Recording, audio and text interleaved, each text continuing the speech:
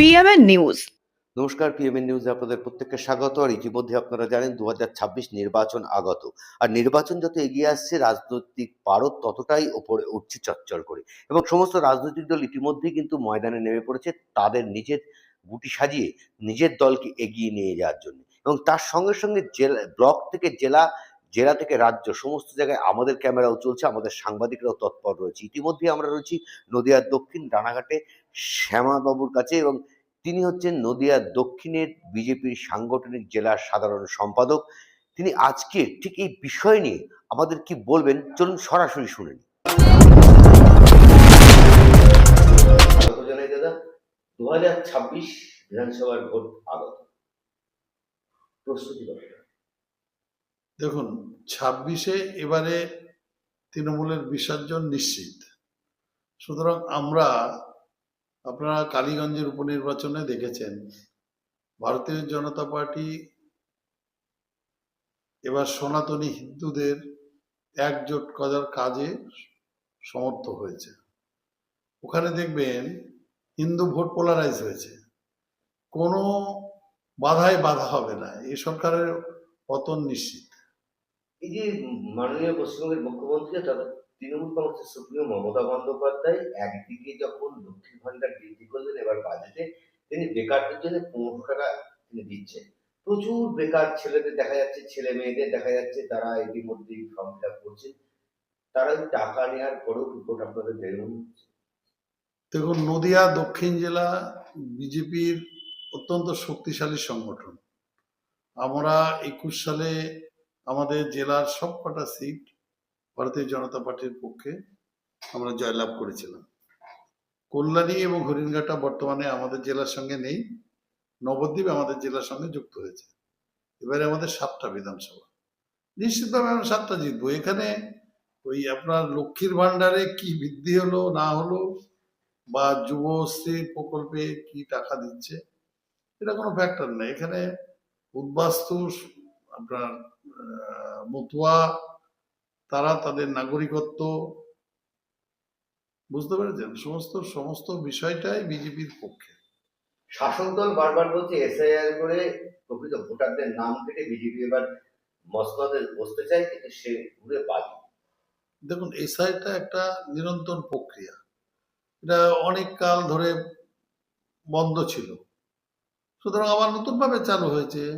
যারা ইন্ডিয়ান নাগরিক তাদের তো এখানে ভয় নেই, এবং আইন মানে সরকার, কেন্দ্রীয় সরকার নাগরিকত্ব আইন পাশ করেছে। সেখানে 2014 সালে ডিসেম্বর পর্যন্ত যারা এই দেশে এসছেন তারা সকলেই নাগরিকত্ব অধিকার পাবেন। তারপরেও যারা এসছেন তারা নাগরিক হিসাবে এখানে শরণার্থী হিসাবে আশ্রয় পাবেন, তারাও নাগরিক হবেন।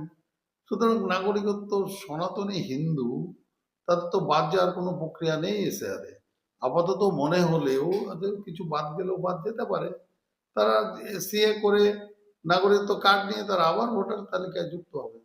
আপনার পাশের জেলা মুর্শিদাবাদ, ঝিলছড়া দূরত্ব, হুমায়ুন কবির নতুন দল তৈরি করেছে এবং বাবরি মসজিদ তৈরি করেছে। প্রচুর সংখ্যালঘু ভোট হুমায়ুন কবিরের দিকে চলে যাবে এমনটাই আশা রাখছেন হয়তো আপনারা। সেই আশায় বাকি সিটগুলো কি আপনারা জিতবেন এমনটাই মনে করছেন? দেখুন, বাস্তবিক ক্ষেত্রে মমতা ব্যানার্জি সংখ্যালঘুদের দেখায় যে আমরা সংখ্যালঘুদের পক্ষে। অ্যাকচুয়ালি সংখ্যালঘুদের শিক্ষা অর্থনৈতিক অনেক পিছিয়ে, তারাও আজকে রিয়াকশন দেখাচ্ছে। তারাও বলছে আজ হুমায়ুন কবির তো ওদের সঙ্গে ছিল, কি সমস্যা হলো, এটা ওদের ব্যাপার। আমরা এটা হুমায়ুন কবির ব্যাপারটা নিয়ে আমরা এত গুরুত্ব দিচ্ছি না। হুমায়ুন কবির বলছেন 100টা সিট পাবেন, মসনদে বলতে বিজেপি সাপোর্ট করবে। যদি হুমায়ুন কবির 2টো সিটও পায়, যদি আপনাদের সঙ্গে জোট বাদ দেয়, দেখুন, হুমায়ুন কবির, নৌসাদ সিদ্দিকী, মিম, এরা সব সংখ্যালঘুদের এক একটা দল। এখানে মুসলিমরা বিভিন্ন উপদলে ভাগ হয়েছে। এরা এদের বিষয়টা আমরা বিজেপি ভাবি না। বিজেপি রাষ্ট্রবাদী দল, বিজেপি রাষ্ট্রবাদী দল, সনাতনীদের নিয়ে, ভারতের সর্বস্তরের মানুষকে নিয়ে এই দল গঠিত। সুতরাং ওরা কি করছে সেটা আমরা এবারে নির্বাচনে ভাবছি না। এবারে মানুষ ডিসিশন নিয়েছে যে এদের বিসর্জন দেবে। যদি এবার আপনাদের কথা মতনই যদি এবার মসনদে বিজেপি বসে পশ্চিমবঙ্গে, প্রথম কাজ কি করবে? দেখুন, প্রথম হচ্ছে এখানে বেকারত্ব।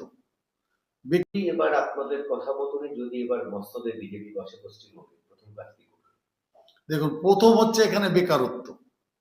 বেকারত্ব সমাধান করতে হবে, কর্মসংস্থান করতে হবে। এটা আমাদের বিরোধী দল নেতাও বলছে, আমাদের মোদিজির এজেন্ডাতেও আছে। কর্মসংস্থান করতে হবে, বেকারদের চাকরির ব্যবস্থা করতে হবে। এরা তো চাকরি যে ভ্যাকান্সি আছে, এই সরকার সেই ভ্যাকান্সি পূরণ করতে পারে না। এখন নির্বাচন কাল ডিক্লেয়ার হবে, এখন ক্লার্কশিপের পরীক্ষা করছে, এখন পুলিশের কনস্টেবলের পরীক্ষা করছে। এগুলো করে তো এতদিন করেনি কেন? এখন আজ বাদে কাল নির্বাচন, 2 মাস পরে নির্বাচন। এখন যদি ক্লার্কশিপ বা আপনার মিনি এসএসসি করে এইগুলো দেখাচ্ছে বেকারদের, আদৌ এটা করতে পারবে না, এটা করা সম্ভব না এই শর্ট টাইমে। ওদের এখনো যে 26,000 চাকরি বাতিল হয়েছে সেটার এখনো সমাধান করতে পারেনি। সুতরাং বিজেপি আজকে এতগুলো রাজ্যে, 20-21টা রাজ্যে ক্ষমতায় আছে, সেখানে যেভাবে সরকার চালাচ্ছে সেখানে ডেভেলপমেন্ট ভাবতেই পারবেন না, কিভাবে রাস্তাঘাট, অন্যান্য পরিকাঠামো। গুজরাট, এরা বারবার মুখ্যমন্ত্রী বলেন গুজরাট হতে দেবো না। গুজরাট হতে পারবে নাকি এরা? গুজরাট হতে দেবে না।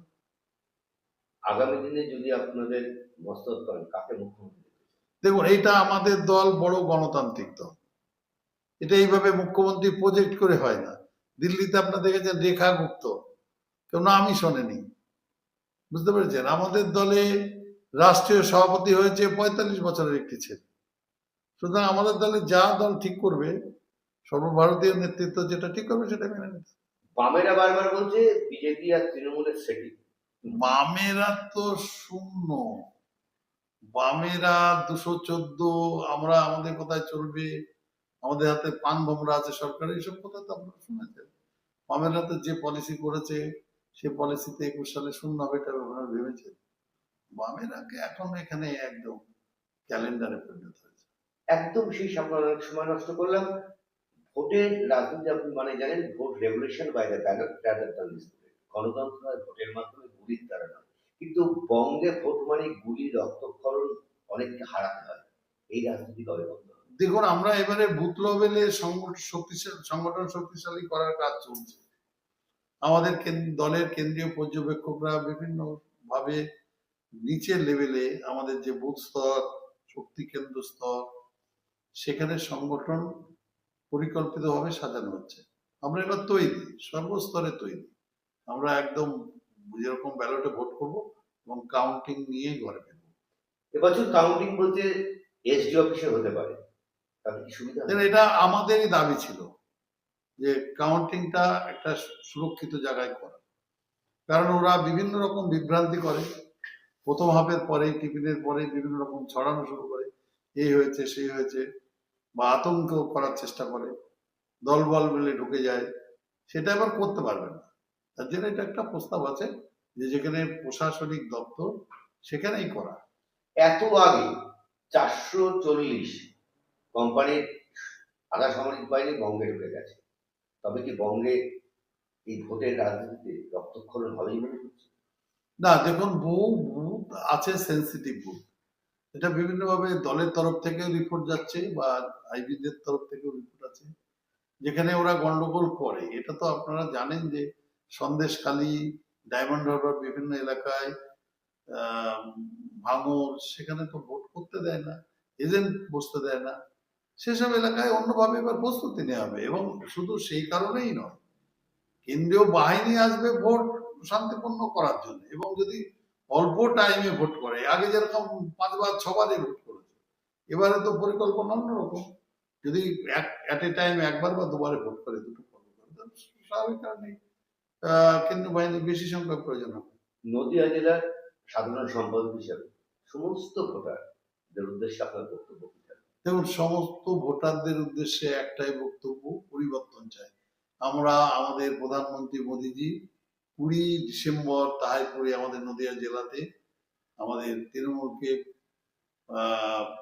তাড়ানো, তৃণমূলকে উচ্ছেদ করা, যে পরিবর্তনের সংকল্প সভা করে আমাদের সূচনা করেছেন। আমরা সেই পরিবর্তনের সংকল্প নিয়ে চলছি।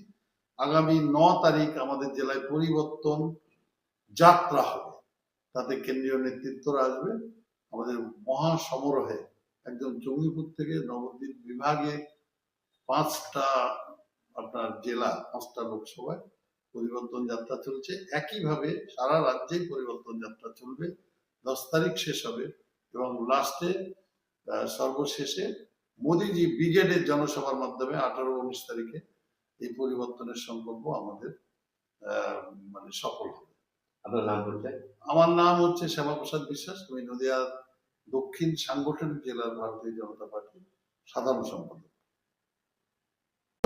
শুনলেন তিনি কি বললেন। তিনি আশাবাদী, কিন্তু এবারও তিনি এই নদিয়ার দক্ষিণে 9টার 9টাই তিনি ধরে রাখবেন। প্রকৃতপক্ষে কি ধরে রাখতে পারবেন, না তার হাতছাড়া হয়ে যাবে এবারের এই যে নির্বাচন 2026 তাদের মসনদ নদিয়া থেকে? সব নিয়ে আমাদের ক্যামেরা চলছে। নদিয়ার রানাঘাট থেকে ক্যামেরায় বিশ্বরূপের সঙ্গে রাখছে জি রিপোর্ট, পিএমএন নিউজ বাংলা। जनहित से जुड़ी खबरों के लिए पीएमएन न्यूज को लाइक करें, शेयर करें और चैनल को सब्सक्राइब जरूर करें।